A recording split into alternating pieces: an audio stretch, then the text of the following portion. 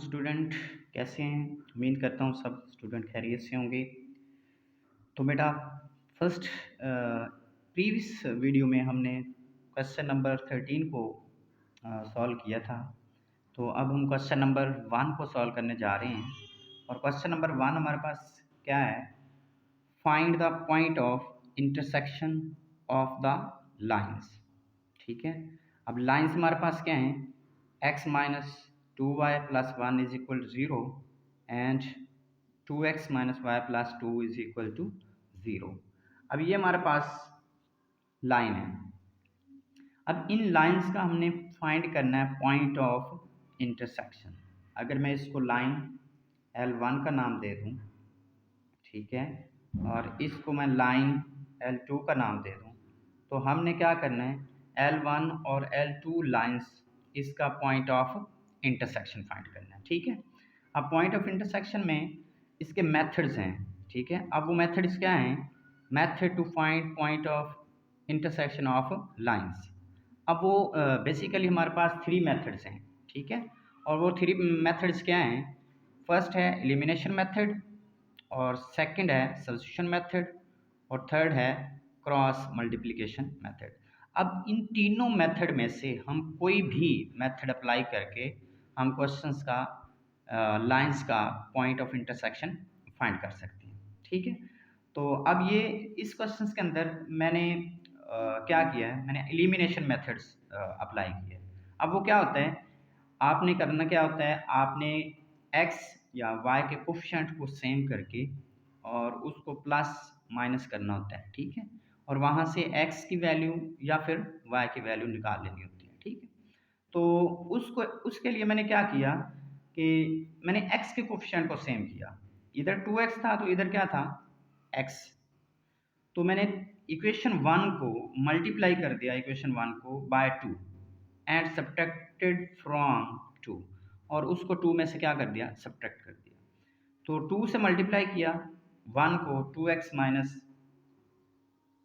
Y plus 2 is equal to 0। तो जिसमें से सब्ट्रैक्ट करना है उसको फर्स्ट पे राइट कर लिया, और जो सब्ट्रैक्ट करना है उस करनी है इक्वेशन उसको सेकंड पे रख लिया। Minus 2x minus 4y plus 2 is equal to 0। तो अब साइन चेंज किए, ये नेगेटिव था पॉजिटिव बन गया, ये पॉजिटिव था नेगेटिव बन गया। तो ये सेम थे बट अपोजिट साइन थे, इसको कैंसिल कर दिया। ये भी सेम थे बट अपोजिट साइन की वजह से इसको क्या कर दिया? कैंसिल। इनको जब ऐड किया तो 4y में से y को निकाल दें तो 3y बचेगा इज इक्वल टू 0 आ गया।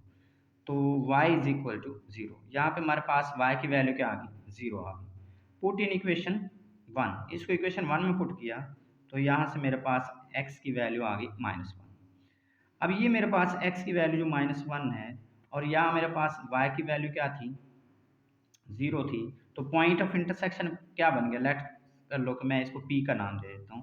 तो पॉइंट ऑफ इंटरसेक्शन मेरे पास -1, 0।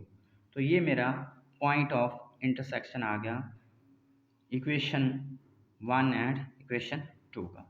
तो मीन इस मेथड को भी अप्लाई करके हम पॉइंट ऑफ इंटरसेक्शन फाइंड कर सकते हैं, सब्स्टिट्यूशन मेथड भी अप्लाई कर सकते हैं।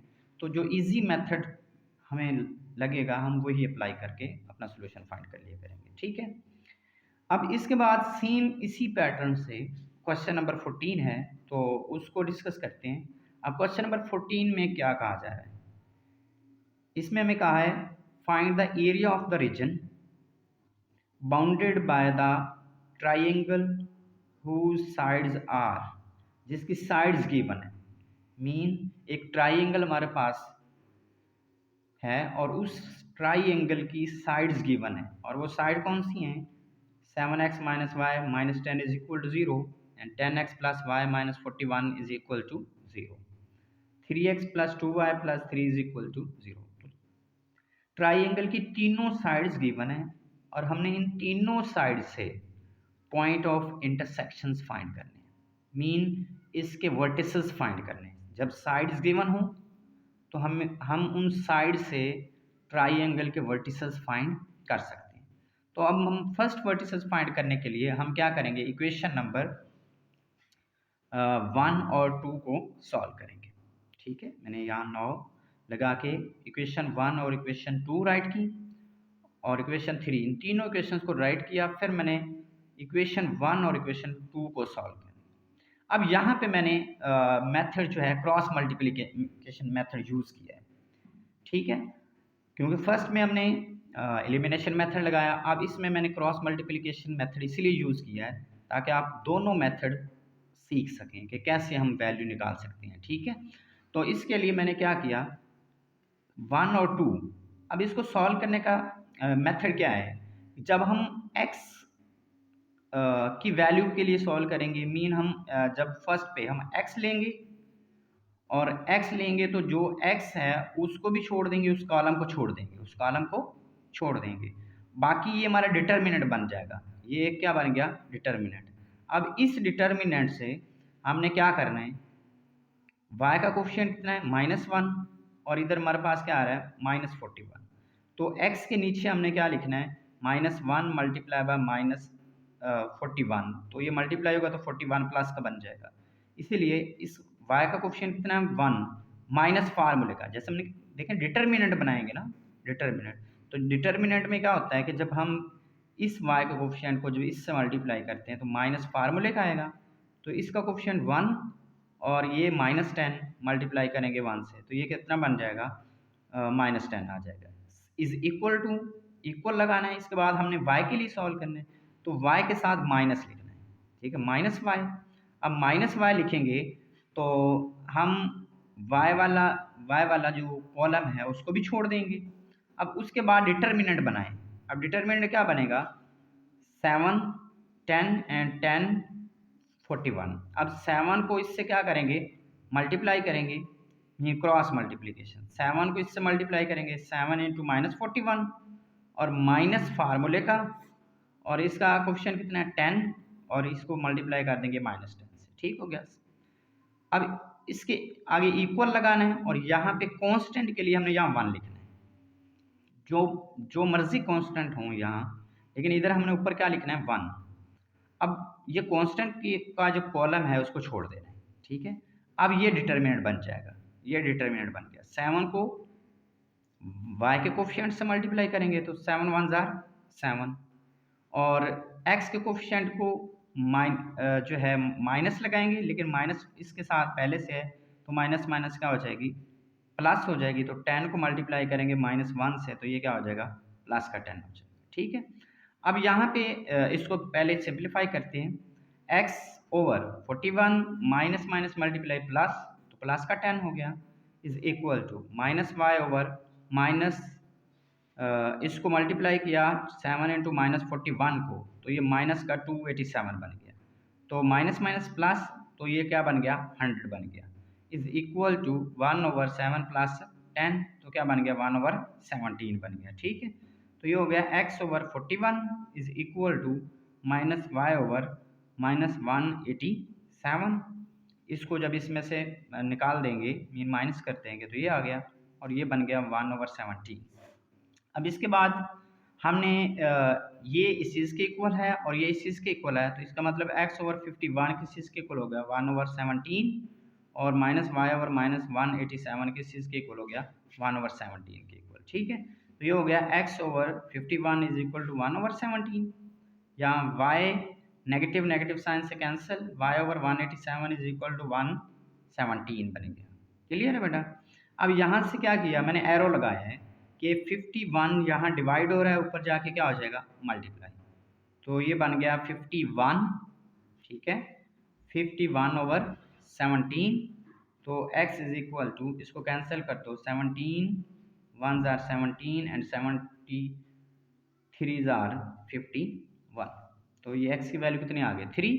सेम कि ये 187 जो था यहाँ डिवाइड हो रहा है, तो जब इसको मैं ऊपर लेके जाऊंगा, यहाँ एरो लगाऊंगा, तो ये ऊपर चला जाएगा, 1 से मल्टीप्लाई हो जाएगा, क्या बन गया, 187 ओवर 17, तो ये 11 पे कैंसिल हो रहा है, 17 1 जार 17 एंड 17 11 जार 187, तो y की वैल्यू कितनी आ गई, 11 आ गई। अब ये हमारा वर्टेक्स आ गया, हमारा फर्स्ट वर्टेक्स, उसको मैंने नाम दे दिया a का, x कितनी वैल्यू है, 3, और इसकी वैल्यू y की वैल्यू कितनी है, 11, तो यहाँ पुट करते हैं, ठीक है भाई। नेक्स्ट हम वर्टिसेस बी की तरफ चलते हैं। तो वर्टिसेस बी हमारा क्या है, उसके लिए हमने इक्वेशन नंबर सॉल्व करना है, इक्वेशन 2 एंड इक्वेशन 3 को। ठीक है, इक्वेशन 2 एंड इक्वेशन 3। तो यहाँ पे मैंने क्या ले लिया बेटा, मैंने क्वेश्चन सॉल्व 2 एंड 3। तो सेम इक्वेशन 2 और 3 को राइट किया। तो यहाँ पे फिर वही मेथड लगाएंगे, क्रॉस मल्टीप्लिकेशन मेथड। जब x के लिए लेना है तो x और उसके बटे में क्या लिखना है, ये वाला हमारा डिटर्मिनेंट बन जाएगा। ठीक है, इसका जो कोफिशिएंट है उसको इससे मल्टीप्लाई करेंगे 3, और इसके कोफिशिएंट को इससे मल्टीप्लाई करेंगे तो माइनस फार्मूले का आ जाएगा 2 मल्टीप्लाई बाय -41 आ जाएगा। क्लियर है बेटा, इज इक्वल टू, अब y के लिए जब सॉल्व करना है तो y के साथ मैंने कहा था कि माइनस लगाना है, माइनस y। अब इसके बाद क्या हो जाएगा कि इसके बटे में हमने राइट करना है, ये डिटरमिनेंट बना लें। देखिए इसका डिटरमिनेंट कितना है 10x 3x, और इधर -41 3, ये डिटरमिनेंट बन जाएगा। तो अब 10 को 3 से मल्टीप्लाई करना है और माइनस फार्मूले का, फिर इस 3 को -41 से क्या करना है, मल्टीप्लाई करना है। ठीक हो गया, इज इक्वल टू, कांस्टेंट के लिए हमने यहाँ ऊपर 1 राइट करना है। अब कांस्टेंट कॉलम छोड़ दें, अब ये डिटरमिनेंट बन जाएगा, ये वाला हमारा क्या बन जाएगा, डिटरमिनेंट। 10 को 2 से मल्टीप्लाई करना है, फिर माइनस फार्मूले का लगाना है, और 3 को y के कोफिशिएंट 1 है उससे मल्टीप्लाई करना है तो -3 आ जाएगा। सेम ये हमारा क्या बनेगा, x/3 + 82। जब इसको मैं इससे मल्टीप्लाई करूँगा, minus minus plus 41 multiply by 2 82, और 3 एज इट आ गया। सेम -y, इसको मल्टीप्लाई करेंगे 30, और माइनस माइनस प्लस, और इसको जब मैंने इससे मल्टीप्लाई किया 123 इज इक्वल टू 20 - 3 x/85, और यहाँ -y/153 इज इक्वल टू 1/17। ठीक हो गया, अब इसको इसके इक्वल ले सकते हैं और इसको भी इसके इक्वल ले सकते हैं। तो मैंने दो पार्ट बना लिए, x/85 is equal to 1/17। Same वही कि इसको मैं ऊपर लेके जाऊंगा इधर, तो ये बन जाएगा 85 और 17। जब इसको इससे कैंसिल करेंगे तो 5 आ जाएगा। सेम ये जो नेगेटिव साइन है मैंने इसके साथ लगा दिया 153 के साथ, और इसको ऊपर 1 से मल्टीप्लाई कर दिया, तो ये बन गया -153/17। तो ये 9 पे कैंसिल हो रहा था। ठीक है, तो y इज इक्वल टू क्या आ गया, -9। अब ये हमारे पास कोऑर्डिनेट बन गए b कोऑर्डिनेट 5, -9। ठीक हो गया, अब इसके बाद हमने थर्ड वर्टेक्स भी फाइंड करना है c। तो उसके लिए मैंने सॉल्व करना है 1 एंड 3, सॉल्व 1 एंड 3। तो पहले मैंने उन दोनों इक्वेशन को राइट किया। अब फॉर x को ऊपर लेंगे, ये कॉलम छोड़ देंगे, अब ये डिटरमिनेंट बन जाएगा। तो इस डिटरमिनेंट में -1 y का कोफिशिएंट मल्टीप्लाई हुआ 3 से तो -3, और जब इसको इससे मल्टीप्लाई करना माइनस फार्मूले का, और 2 को मल्टीप्लाई करना -10 से, तो यहाँ लिख दिया। ठीक है, फिर y के लिए सॉल्व करना है तो y के साथ क्या लगाना है, माइनस। ठीक है, अब y के लिए माइनस लगाएंगे, y वाला कॉलम छोड़ देंगे, डिटरमिनेंट क्या बन जाएगा 7 3 -10 और 3। 7 को 3 से 21, और 3 को 10 से, माइनस फार्मूले होगा, और 3 × -10। ठीक हो गया, और फॉर कांस्टेंट के लिए क्या करना है, 1 ऊपर राइट करना है, अब कांस्टेंट का कॉलम छोड़ देना है। अब डिटरमिनेंट क्या बन गया 7 3 -1 एंड 2। 7 को 2 से 14, और माइनस फार्मूले वाला और माइनस इसके साथ, तो माइनस माइनस प्लस हो जाएगा, तो प्लस का 3 ये आ गया। क्लियर है बेटा, अब x/-3 + 20, सेम -y/21 + 30, एंड 14 + 3 17। इसको सॉल्व किया तो x/17, 20 में से 3 17, -y/21 + 30, -y/51 is equal to 1/17। अब फिर अगेन मैंने क्या किया, तो x फॉर x के लिए इसको इसके इक्वल रख लिया, तो ये 17 ऊपर जाएगा। ठीक है, 1 से मल्टीप्लाई होगा, तो ये क्या बन जाएगा 17/17। 17/17 क्या होता है 1, ठीक है। और सेम ये नेगेटिव जो था उसको मैंने -51 के साथ लगा दिया और उसको ऊपर 1 से मल्टीप्लाई किया, तो ये 3 पे कैंसिल हो रहा था, तो y is equal to -3, mean इसको कैंसिल कर दिया। 17 1 जार 17, 17 3 जार 51, तो ये y इज इक्वल टू -3। अब ये हमारा C पॉइंट आ गया 1, -3।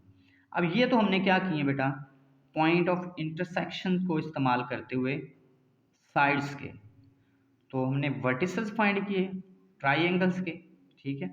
अब उस ट्राइंगल्स के हमने क्या निकालने, एंगल्स निकालने, ठीक है बेटा।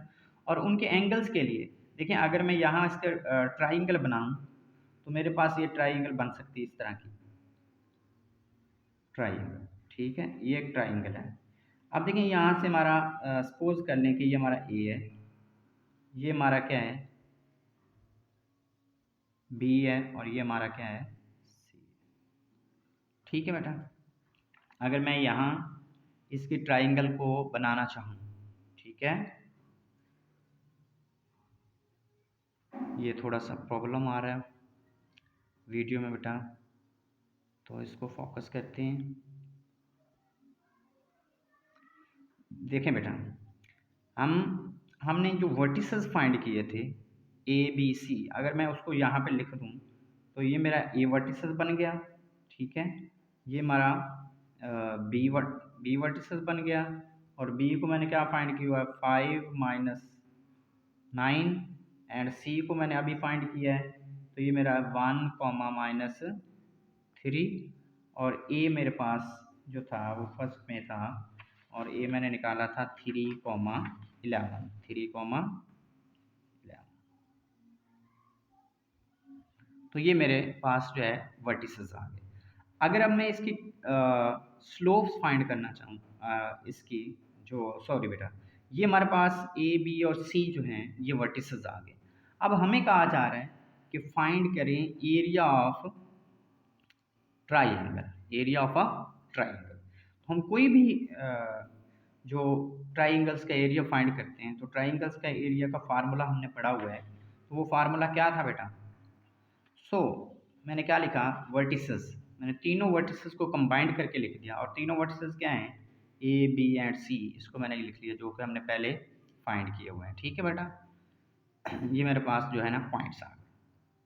Now area of a triangle A B C वो क्या था, 1/2 x1 y1 1, x2 y2 1, x3 y3 1, और ये वाला हमने फॉर्मूला जो है बेटा 4.3 एक्सरसाइज में हमने सॉल्व की है, वहाँ पे भी हमने इसी तरह के क्वेश्चंस को सॉल्व किया था।